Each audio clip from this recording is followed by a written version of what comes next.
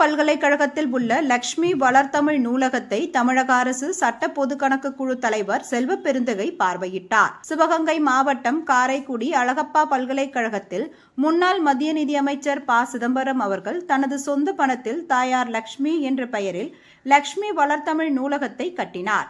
இதனை மாண்புமிகு தமிழக முதல்வர் ஸ்டாலின் திறந்து வைத்த நிலையில் சட்டமன்ற பொதுக்கணக்கு குழு தலைவர் செல்வ பெருந்தகை பார்வையிட்டார்.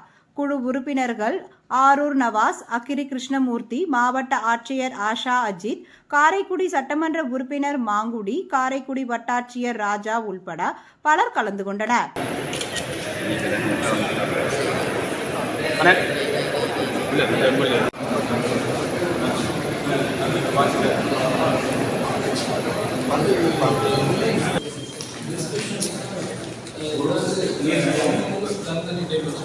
ஏதாவது ஒரு ஸ்பெசிஃபிக் ஸ்காலர்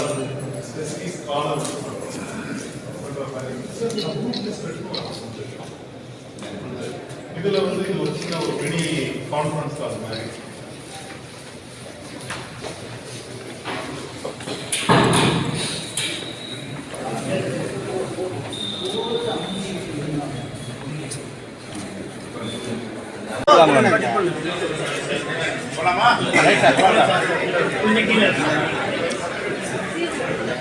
இன்று தமிழ்நாடு சட்டப்பேரவை பொதுக்கணக்கு குழு சிவகங்கை மாவட்டத்தில்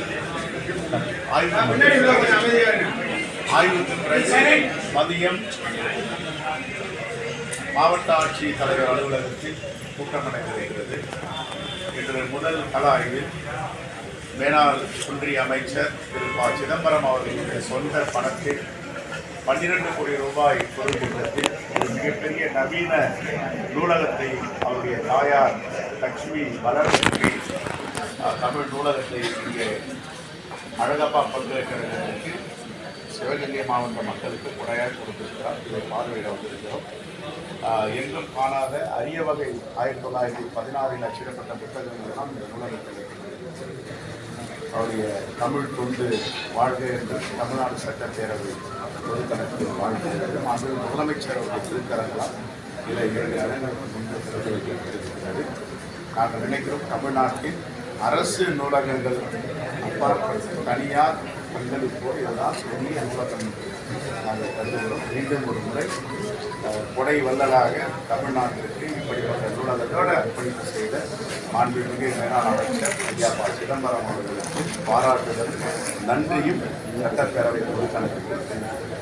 காரைக்குடி நகர்ப்புற தமிழ்நாடு நகர்ப்புற வாழ்க்கை மேம்பாட்டு துறை ஏழை மக்கள் நலப்படாதான் சொல்றாங்க சார். நீங்கள் சொல்றது பார்க்கணும். 9,000 வீடுகள் கட்டிருக்காங்க சார். சங்கரவதி கோட்டையும் அதனுடைய தன்மை மாறாம கட்டணங்கிறது விதி. ஆனால் வந்து புதுசாக கட்ட முயற்சி பண்ணுறாங்க. முன்னாடிலாம் கொட்டாவே புத்தங்காலங்கள்லாம் உண்டு. ஆய்வு பண்ண சொல்கிறோம்.